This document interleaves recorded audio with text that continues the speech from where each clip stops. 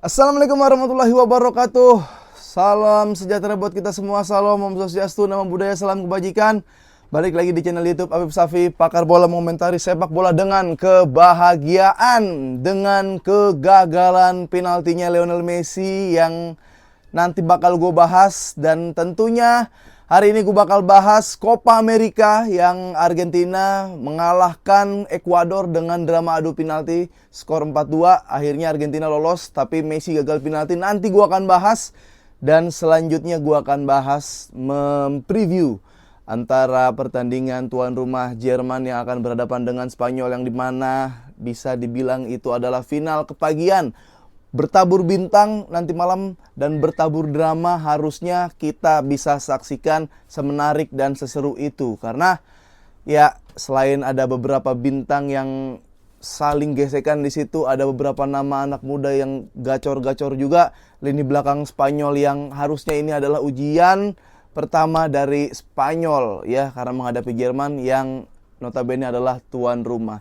Tapi sebelumnya gue mau ngucapin terima kasih buat kalian yang selalu nonton video gue, like, komen, dan subscribe. Apalagi nge-share video gue, karena akhirnya gue bisa upload lagi. Setelah sekian lama nggak upload, lu bisa share, kasih tahu ke teman-teman lu. Atau juga boleh juga dinyalain loncengnya, biar kalau gue upload akan ada notifikasi di handphone kalian atau di laptop kalian, biar nggak ke-skip. Karena banyak juga komen-komen yang ke-skip gitu, kayak bang, gue baru tahu lu konten lagi, bang, gue baru tahu lu. Makanya sekarang langsung aja dinyalain loncengnya, oke? Nah, yang pertama, Messi gagal penalti karena Ronaldo terlalu menginspirasi. Apa maksudnya? Gue sekarang paham, gue sekarang setuju. Kalau Ronaldo adalah ikon sepak bola, semuanya ya bisa menginspirasi para pesepak bola lainnya. Mulai dari selebrasinya bahkan sampai kegagalan penaltinya pun diikuti oleh beberapa pemain, termasuk Valencia dan Lionel Messi ya. Jadi pertandingan, kalau lu nonton Copa America dengan tensi yang luar biasa, ada dua drama terjadi di situ. Pertama, nggak masuknya Valencia di penalti saat play on di 90 menit. Kenapa dia bisa nggak masuk? Karena terinspirasi Ronaldo. Selain gagal di Piala Dunia kemarin, Ronaldo kan juga gagal penalti. Tapi karena memang nih real God menginspirasi, pemain-pemain lain pada ngikutin. Valencia nggak gol saat penalti, dia lagi cosplay Ronaldo karena terinspirasi Ronaldo. Bahkan Lionel Messi ya, ketika mengeksekusi penalti dia nggak cetak gol. Kenapa? Karena terinspirasi lagi dengan Cristiano Ronaldo.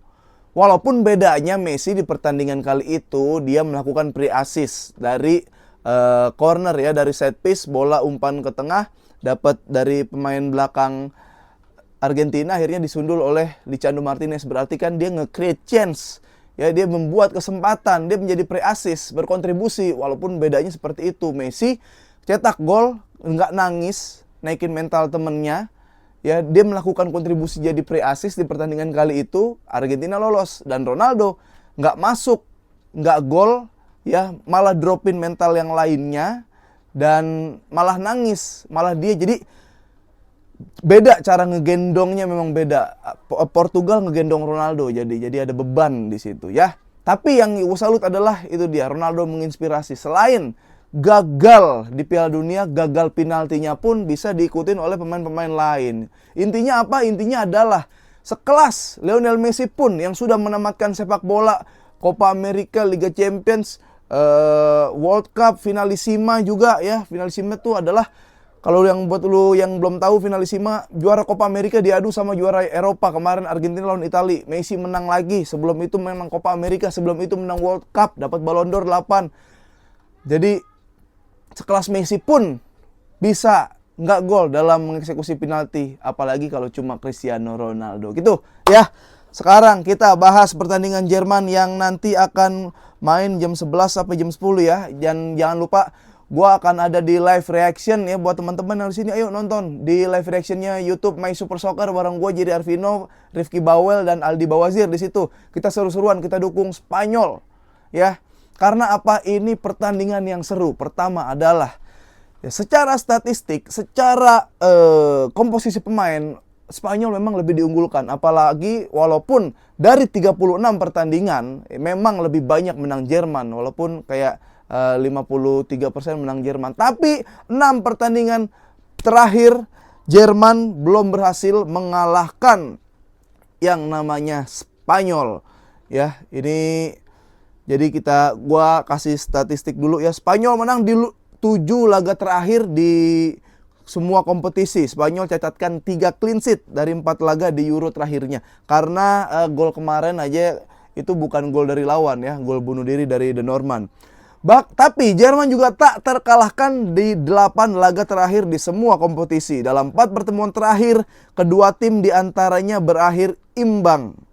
Ya, 1-1.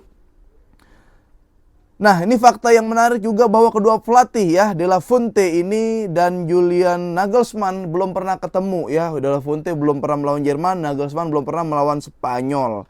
Dan yang agak bikin deg-degan, wasit yang memimpin laga ini adalah wasit asal Inggris, yaitu Anthony Taylor. Dia sudah memimpin 2 laga di Euro dengan mencatatkan 3 kartu kuning.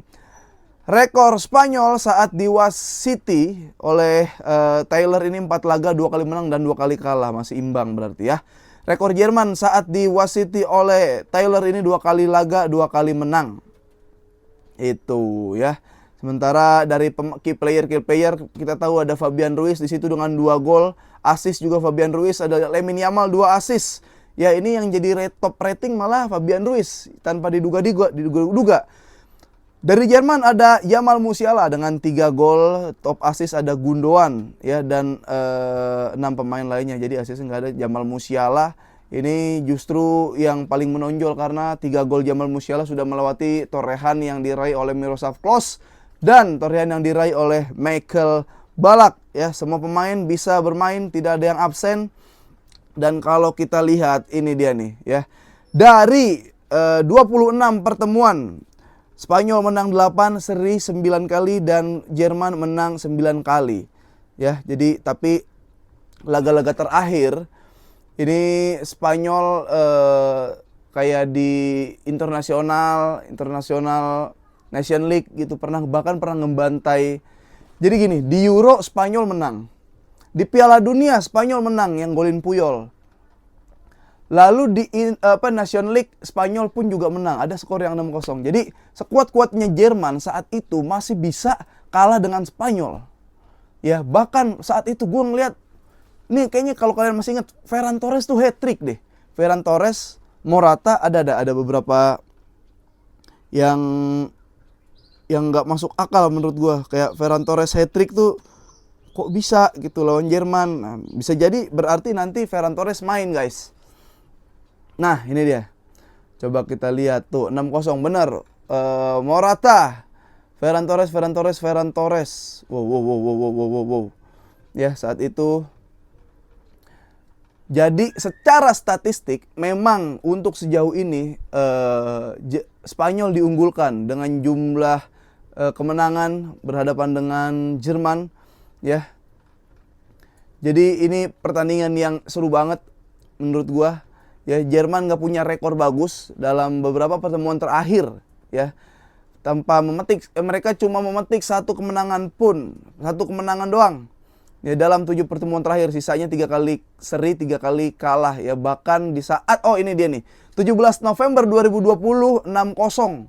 Itu hanya kalah buruk dengan kekalahan yang pernah diderita pada saat lawan Inggris dengan skor 9-0 pada tahun 1909 di turnamen resmi. Bukan kualifikasi ya, Jerman juga inferior. Mereka tidak pernah menang dalam 6 pertemuan terakhir dalam laga berhadapan dengan Spanyol. Kedua tim bermain imbang 1-1 di fase grup di Piala Dunia 2022. Sebelumnya Jerman 2 kali imbang dan 3 kali kalah, takluk 6-0 di UEFA Nation League. Mereka kalah 0-1 ya pada semifinal di Piala Dunia 2010 tuh yang Puyol golin tuh. Nah, ini dia nih. Jadi kemenangan Jerman di atas timnas Spanyol pada turnamen besar itu tepatnya 36 tahun lalu, bro. Gila, itu menang 2-0 lawan Spanyol itu di fase grup penyisihan 1988. Wah, ini terakhir menang tahun segitu, kacau, bro. Nah, tapi ini yang menarik di lini tengah, berarti bakal ada Gundo yang berpasangan dengan Toni Kroos, terus ada Fabian Ruiz dan berpasangan dengan Rodri. Nah, depannya lagi ada si Pedri dan lain-lain. Nah, itu dia. Jadi di kandang sendiri Jerman sangat sulit ditaklukkan Spanyol. 9 kali kesempatan, Spanyol 1 kali menang, sisanya 4 kali seri dan 4 kali kalah. Ini dia nih ya. Jadi kalau main di kandang di kandang Jerman, Jerman cukup susah untuk dikalahkan. Tapi kalau main di luar, ya terakhir-terakhir selalu menang Spanyol ya. Jadi itu. Jadi yang menarik itu 7 pertemuan terakhir 6-0 di Nation League. Wah, ini udah nggak masuk akal ya, kelebihan skornya gede. Jadi tim yang bisa membantai Jerman ya Spanyol lah orangnya. Jadi gue bakal ngelihat nanti yang bikin seru adalah ya kita tahu Jerman yang gegen pressing ada di situ, counter press ada di situ, fisik ada di situ, fisik endurance ada di situ, press atas, press bawah, cover. Jadi ini benar-benar bukan cuma kayak Spanyol yang sekarang berhadapan dengan Jerman. Maksud gua, Spanyol sekarang itu bisa mengadaptasikan permainan ya.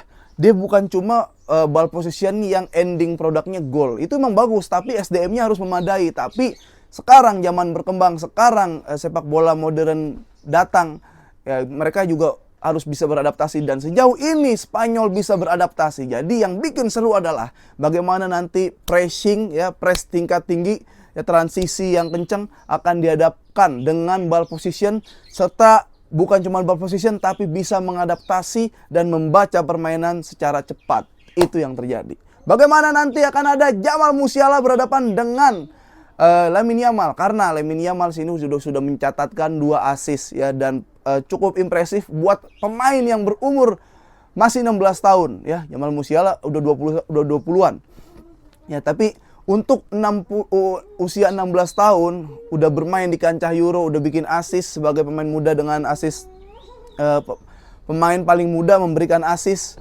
Jadi gua rasa ini panggung yang nanti oleh Lamine Yamal. Bahkan ya, Musiala ketika ditanya siapa pemain yang paling mengesankan di Euro kali ini, dia jawab Lamine Yamal lah orangnya. Nah, kita lihat bagaimana seorang wing nanti yang sudah memecahkan rekor melewati torehan gol Klose dan Balak bisa bertarung dengan Spanyol, dan kayaknya ketemu nih. Kalau Lamine Yamal dari kanan luar, Jamal Musiala dari kiri luar. Ini ketemu yang seru di situ ya. Kita lihat juga nanti gelandang-gelandang gaek Gundogan, Toni Kroos lawan Rodri dan Fabian Ruiz ya, akan diuji juga. Nanti belum keluar line up David Raya atau Unai Simon. Kayak sejauh ini Unai Simon sih, walaupun David Raya saat dikasih kesempatan gokil ya, ini udah pasti Manuel Neuer. Kita lihat Rudiger, dia bakal mendapatkan ujian yang sesungguhnya kali ini, walaupun nanti gue yakin kayak Morata atau jangan-jangan justru orang yang kayak Morata yang bisa ngelewatin Rudiger ya, dengan teman-teman supportingnya yang kokoh di lini belakang ya. Kita lihat Olmo kemarin dikasih kesempatan, dia bisa langsung golin. Kita tahu Olmo bermain di Liga Jerman di Leipzig, jadi ya sedikit banyak pasti ada pengaruh Olmo dari Liga Jerman dan bisa mengantarkan informasi-informasi gitu ke Spanyol.